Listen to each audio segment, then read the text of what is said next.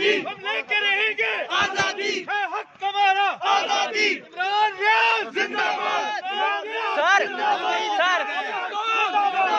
पाकिस्तान जिंदाबाद, पाकिस्तान जिंदाबाद, जिंदाबाद, जिंदाबाद। लीगल टीम को भी आ रहे हैं जी, सर क्या कहेंगे कि पहले आपको अटक की अदालत। मैं हूं आलिया, आप देख रहे हैं ब्रेकिंग बैरियर्स। आज सुबह के प्रोग्राम में मैंने आपको ये बताया था कि इमरान रियाज खान, जिनको रात गई गिरफ्तार किया गया है, वो आज सुबह ही इस्लामाबाद हाई कोर्ट जस्टिस अतर मिनल्लाह की अदालत में पेश होंगे और उनकी बेल हो जाएगी, उनको बेल दे दी जाएगी। लेकिन ऐसा नहीं हुआ। ऐसा क्यों नहीं हुआ ये भी मैं आपको बताती हूँ, और मैंने ऐसा क्यों कहा था ये भी आपको बताती हूँ। मैंने ऐसा इसलिए कहा था क्योंकि जस्टिस अतर मिनल्लाह ने इससे पहले भी इमरान रियाज की कई FIRs, कई केसेस पर उनको ज़मानत दी हुई है।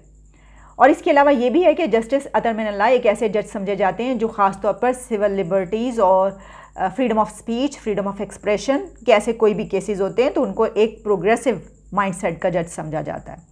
और अभी कुछ दिन पहले जो ईमान मज़ारी का केस हुआ उसमें भी हालांकि बहुत प्रेशर था और आर्मी चीफ का मामला था, फिर भी उन्होंने कहा कि उन्होंने माफ़ी मांग तो ली ईमान मज़ारी ने, अब आप और क्या चाहते हैं।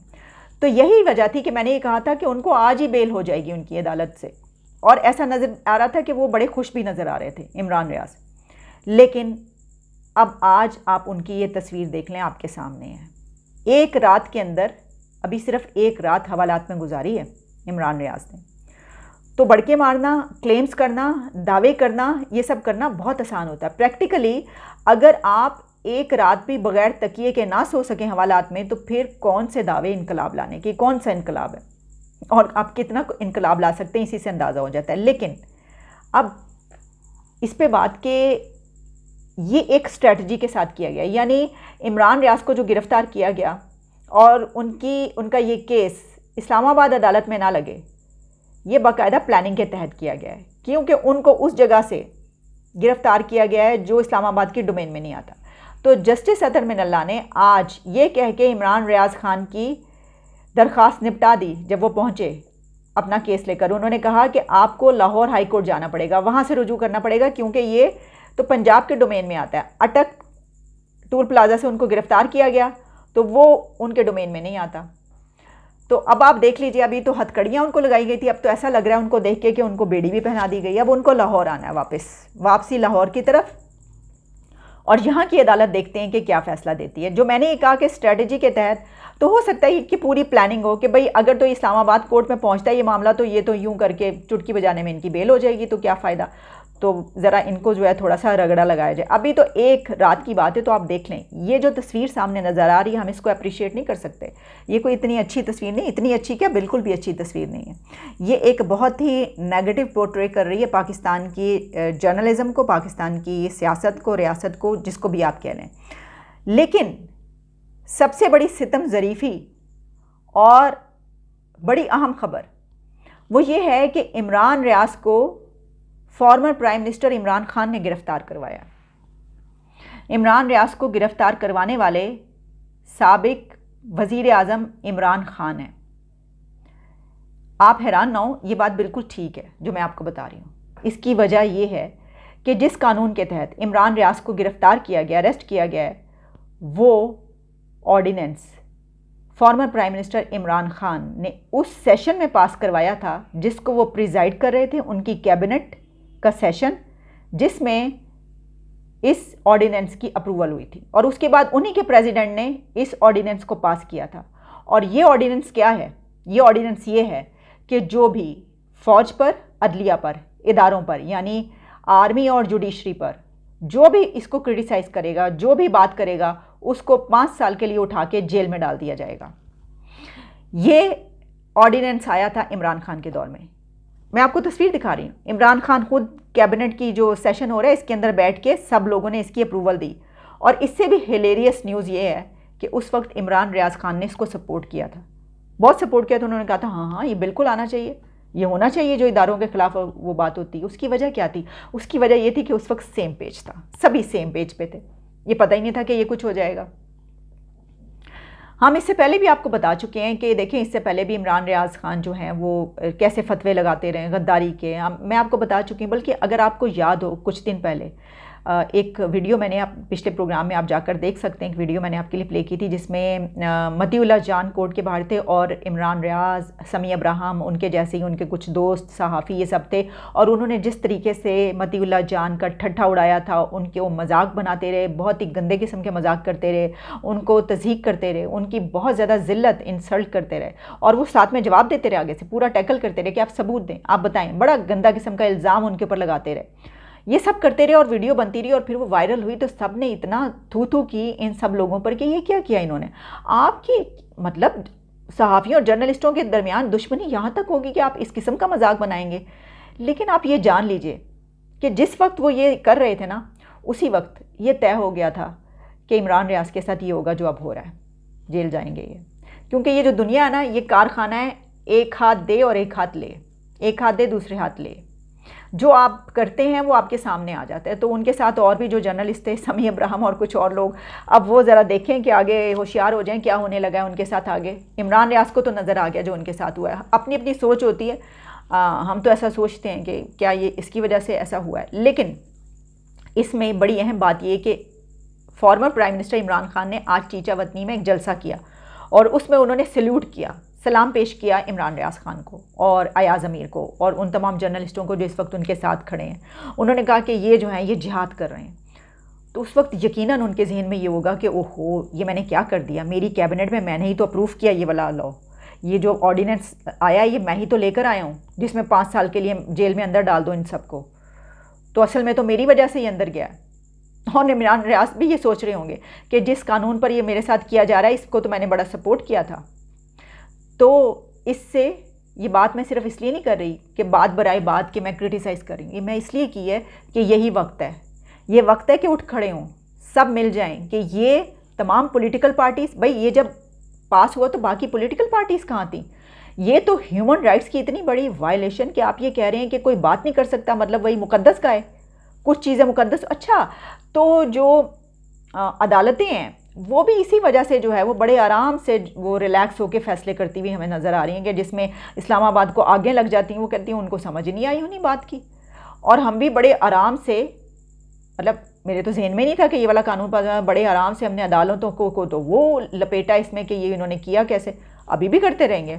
मतलब ये तो देखें, एक होता है किसी पॉलिटिकल पार्टी के साथ मिलकर किसी इदारे को मलाइन करना पर्सनल एजेंडा पे, जिस पे ये कहा जा रहा है ये तो आप इदारे के अंदर तकसीम करने की कोशिश, वो और अलग बात है, उसको हम बिल्कुल एंडोर्स नहीं करते, बिल्कुल हम उसको कंडेम भी करते हैं। लेकिन अगर कोई इशू है, जेन्युइन इशू है, नेशनल इशू है, मुल्क का, लोगों का, लापता लोगों का, इस तरह का, और उसमें कोई इदारा आए या जर्नैल आए या कोई पर्सनैलिटी आए, पूरा हक बनता है कि हम उसको कंडेम करें, करते रहेंगे, ये वाला कानून जाए भाड़ में। लेकिन इसके ये सब कहने के बावजूद ये बहुत ज़रूरी है कि अब सब इस पर स्टैंड लें और इस लॉ को जो है वो ख़त्म करवाएं। ये क्या आपने कर डाला, तो देख लें, जो लोग करते हैं उन्हीं के सामने आता है। आप गढ़ा किसी और के लिए, इस पर यह भी लागू होती है, ये वाली मिसाल भी। अब मैं क्या करूँ, वो सारी इखलाकी किस्म की जो है ना वो मुझे सारा याद आ रहा है, लेकिन ऐसा है। देखें, समटाइम्स हम ये कहते हैं ये तो बड़ी पुरानी कोई कहावत है, बड़ा पुराना ये तो बात कही जाती है, ऐसा होता है ना। लेकिन वो बात जो इतने अरसे से चली आ रही होती है उसका कोई ना कोई होता है लॉजिक। आप देख लें, वो कहते हैं ना, आप दूसरे के लिए गड़ा खोदते हैं, खुद ही उसमें गिरते हैं। देख लें आप, गड़ा उन्होंने दूसरों के लिए खोदा था कि ये जो इनके मुखालफिन है ना, सारे जर्नलिस्ट, इनको पकड़ पकड़ के घुसेड़ो उसमें जेलों में, तो आपके अपने जो लोग हैं वही अब जेलों में जाना शुरू हो गए। लेकिन ये जो तस्वीर है ना, ये सही नहीं है, अच्छी नहीं है, ये बिल्कुल अच्छी नहीं लग रही मुझे, और ऐसा नहीं होना चाहिए किसी के साथ भी अब, और ऐसा नहीं होना चाहिए। हम सबको मिलकर इकट्ठे होकर इसके ऊपर आवाज़ उठानी चाहिए कि आप ऐसा कोई अमेंडमेंट नहीं ला सकते, कोई ऐसा एक्ट पास नहीं कर सकते, कोई ऐसा बिल पास नहीं कर सकते, कोई ऐसा ऑर्डिनेंस पास नहीं कर सकते। इसी के साथ एक और बहुत बड़ा केस, उसमें एक बड़ी डेवलपमेंट सामने आई। आपको याद होगा कि सीनियर जर्नलिस्ट अबसार आलम साहब पर हमला हुआ, फिर असद तूर पर हमला हुआ। अब वो हमले किस तरीके से बाकायदा मनसूबाबंदी के तहत किए गए, किसने किए, और उनके जो हमला करने वाले हैं वो गिरफ़्तार हो गए, उनकी गिरफ़्तारियां हुई हैं। अबसार आलम पर गोलियां चलाने वाले गिरफ़्तार हो गए हैं, और उनको गिरफ़्तार करके जब इन्वेस्टिगेशन की गई है, जब तहकीक की गई है, तो पता ये चला है कि ये तो एक बहुत बड़ा ग्रोह है और बाकायदा मास्टरमाइंड इसमें मौजूद है, और पूरी प्री प्लान था ये जो किया गया था। और उसमें जो कुछ डिटेल्स हैं वो मैं आपके सामने रखे देती हूँ। वो ये है कि पहले ये जो लोग हैं, जिसमें हम्माद नाम आ रहा है, हम्माद सुलेमान, एक 23 साल का लड़का, फिर इसके अलावा 32 ईयर्स का एक गयास है, उसका नाम आ रहा है, लाहौर के आरे बाज़ार से किसी का ताल्लुक है, किसी का ताल्लुक गुजरात से है, फिर उसके बाद वो जर्मनी अब जा चुका है और उसके वो इश्तिहारी है, उसके सर पर कीमत भी है।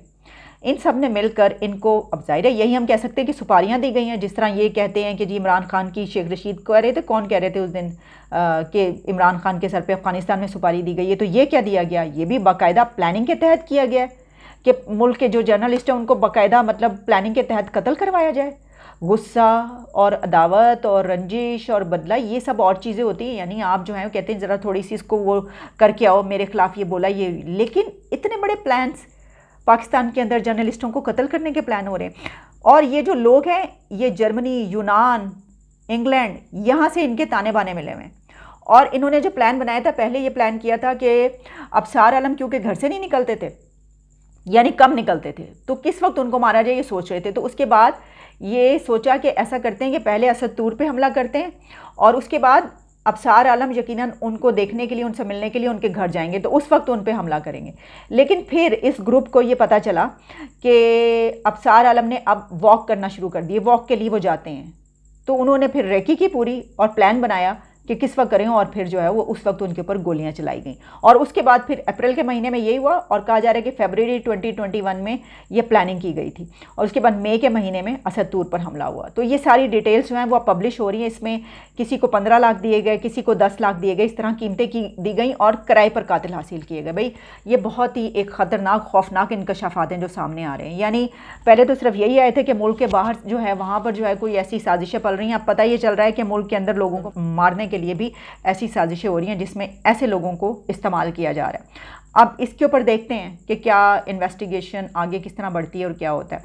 अच्छा, इसी के साथ एक और ख़बर, बल्कि दो और ख़बरें, एक बाहर से करूंगी, एक और वो ये कि मरियम औरंगज़ेब इन्फो मिनिस्टर जो हैं उन्होंने ये कहा है वो साइफर अमरीकी साजिश वाला ख़त इमरान खान की वाइफ बुशरा बीबी ने निकाला है। ये कहना है मरियम औरंगज़ेब का। इसके अलावा भी उन्होंने कहा कि ये सब कुछ जो होता रहा है उसको वही हैंडल करती रही। अब जब से वो चीज़ सामने आई है ऑडियो जिसमें वो सोशल मीडिया हैंडल कर रही हैं, तो फिर यही चीज़ें सामने नज़र आती है। जहाँ हमारी हद तक अगर आप पूछे तो ऐसा नज़र आता है, मुझे ऐसा लगता है कि जो इमरान खान की तकरीरें हैं उसमें जो मज़हब का तड़का है वो यकीनन जो है वो कोई और हैंडल कर रहा है पीछे से। उसमें मास्टरमाइंड है कोई जो वो बताता है कि देखो मज़हब को इस तरीके से इस्तेमाल करना है अपने पर्सनल एजेंडा के लिए, यहाँ पर ये बोलना है, यहाँ पर बोलना है ये जिहाद है, यहाँ पर बोलना है घर घर जाओ, यहाँ पर ये बोलना है कि इसका मतलब समझाओ ला इलाहा इल्लल्लाह का, फिर उसके बाद यहाँ पर ये सारी चीज़ें। तो ये लगता है कि पूरा जो है वो वाकई कोई और हैंडल कर रहा है।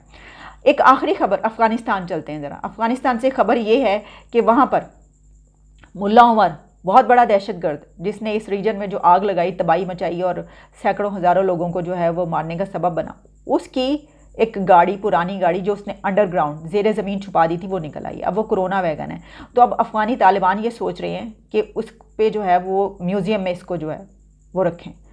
तो मेरा तो उनको ये सजेशन होगी म्यूज़ियम में ना रखें, एक मज़ार बना दें, वो गाड़ी खड़ी करें, उसके ऊपर एक गाड़ी के स्टाइल का ही ज़बरदस्त जदीद किस्म का ना एक मज़ार बना दें और तमाम जो पूरा अफ़गानिस्तान के लोग हैं वो वहाँ पे जा के जो है वो दुआ किया करें, तो ये ज़्यादा बेहतर रहेगा। अच्छा, ये जो लिखने वाला है, मैं देख रही थी कि जनाब वो जो हैं उनकी गाड़ी मिली है, इस गाड़ी को अफ़गानिस्तान में अगवा गई कहते हैं, कोरोना वैगन है ये, तो बड़ी वो तमीज़ से लिखा हुआ, इज़्ज़त से जो है पुकार के मुल्ला उमर जो थे उनकी गाड़ी आप जनाब ये।